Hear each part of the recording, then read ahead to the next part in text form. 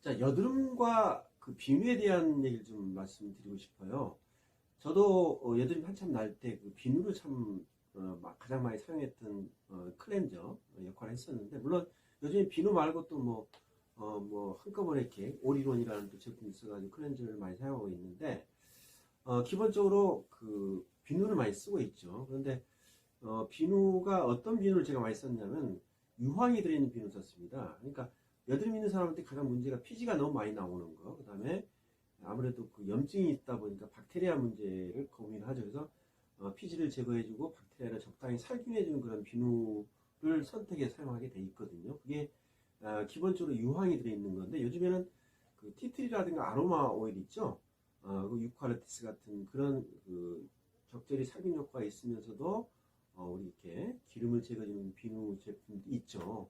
그래서 그런 제품들을 되게 많이 선택하게 되는데, 비누에 관해서는 기본적으로 피지하고 적절히 박테리아 성장 억제를 하기 때문에 효과가 있긴 한데, 문제는 너무 많이 사용하는 거. 그러니까 화장을 하는 경우는 물론 아침하고 저녁만 하겠지만, 화장 안 한 경우는 특히 젊은 뭐 중학생이라든가 고등학생 같은 경우는 하루에 3번도 세수를 하는 경우가 있거든요. 근데 그 지금 말씀드린 비누를 너무 많이 사용하는 것도 피부를 오히려 여드름이 더 심하게 발생할 수가 있거든요. 그 이유는 너무 많이 탈취가 되면요, 피부가 좀 뻣뻣해집니다. 그래서 우리가 그 비누를 가능하면 적당하게 한 저녁 정도, 저녁 물론 이제 좀 젊은 친구들 같은 경우는 아침에도 비누를 쓰는 게 좋은데, 좀 나이가 있는 사람들, 성인 여드름 같은 경우는 저녁에 여드름을 관리하는데 비누를 사용한다면 저녁에 한 번만 사용하는 게 좋습니다. 그래서 여드름을 관리하기 위해서 비누를 선택한다. 그럼 기본적으로 피지를 제거하고, 두 번째는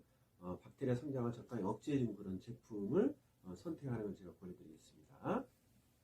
자, 제가 앞 시간에 여드름과 비누의 관계를 말씀드렸었는데, 일단은 피지를 적당히 제거해주고 박테리아를 적당히 좀 이렇게 억제해주는 그런 성분이 들어있는 비누를 사용하라 그랬죠. 그런데 저는 비누에 대한 성분도 중요하지만요, 더 중요한 것은 비누를 어떻게 사용하냐가 중요하다고 생각합니다.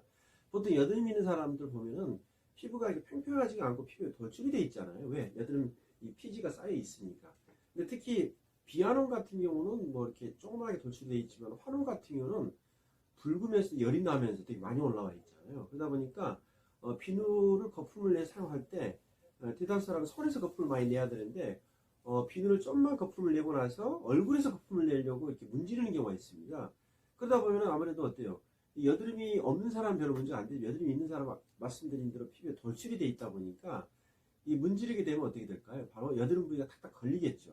그러면은 피지를 쌓아있는 주머니가 그렇지 않으면 환원이 되는 경우 같은 경우는 이 주머니가 피부 속에서 터져 있는데, 터져가지고 박테리아가 피부 속에 들어가서 백혈구에 식균장이 생기는데, 그걸 더 문질러 보세요. 문지르게 되면 어떻게 될까? 더 터지게 되겠죠. 그래서 비누를 사용하는 방법이 저는 더 중요하다고 생각합니다. 선택도 중요하지만. 그래서 비누를 가능하면은 손에서 충분히 거품을 낸 다음에, 얼굴은 절대 세게 문지르지 말고 살짝 아주 부드럽게 이렇게 살살 문지른 다음에 가볍게 물로 헹궈내는 것이 가장 중요합니다. 또 비누로 우리가 피지라든가 적당하게 박테리아 성장 억제를 하는 살균 효과를 준 다음에 또 이걸 헹궈내야 되잖아요. 헹궈낼 때 보면은 대다수가 많이 헹궈냅니다. 왜? 더 많이 피지를 제거하고 더 많이 박테리아를 제거시키려고 많이 헹궈내는데, 그 많이 헹궈내는 것도 문제가 됩니다. 왜? 그것도 자극이 많이 되니까. 특히 헹궈낼 때 뭘 하냐면 이렇게 샤워기 가지고 얼굴을 이렇게 물로 이렇게 헹궈내는데, 그건 역시 피부에 자극이 되기 때문에 가능한 샤워기로 비누 그 거품을 헹궈내지 말고 가볍게 물을 떠가지고 얼굴을 이렇게 헹궈내는 게 좋고, 거기다가 추가를 해가지고요, 물의 온도가 더 중요합니다. 대다수 사람들이 클렌징을 할 때 되게 미지근한 물로, 이게 약간 온도가 따뜻한 물로 제거를 한 다음에 마지막에 또 찬물로 하잖아요. 저는 그 찬물로 하는 걸 안 했으면 좋겠어요.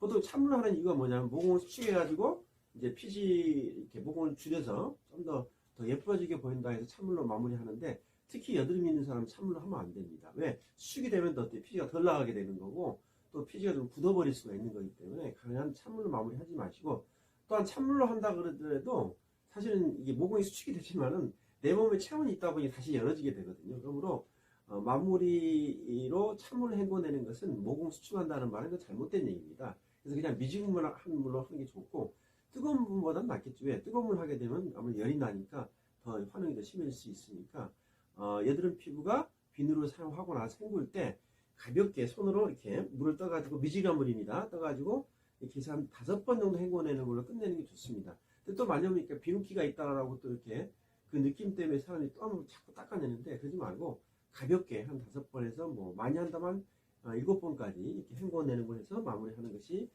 결국은 여드름한테는 훨씬 더 효과가 좋은 헹궈내는 방법이 되겠습니다.